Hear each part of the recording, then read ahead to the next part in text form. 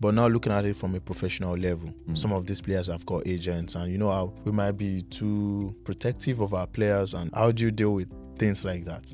I think you always just have to have a good relationship with the agent. You need to know where your job starts and stops, and where the agent's job starts and stops, you know? If there's a request that comes in from a parent, I'll link in with the agent first and say, this is what's happened. Are you okay with me, moving forward in this way?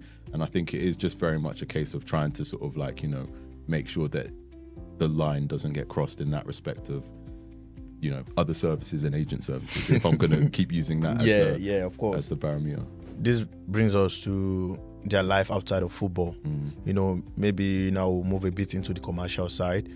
How do you help players understand branding in terms of their professionalism? We've seen that in top players like Bukayo Saka.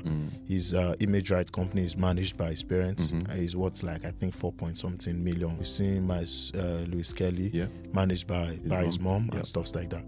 So for you, how do you create such an ecosystem of business opportunity, for the player?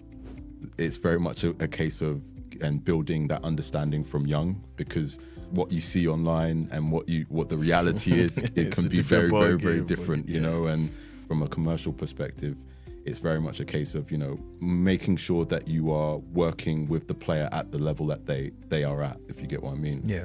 Be very clear as to what you can get and what you can't get. It really kind of makes it quite plain, so then there is no confusion, and football will always bring the sponsorships, the opportunities in that respect. That's why it's such a beautiful game.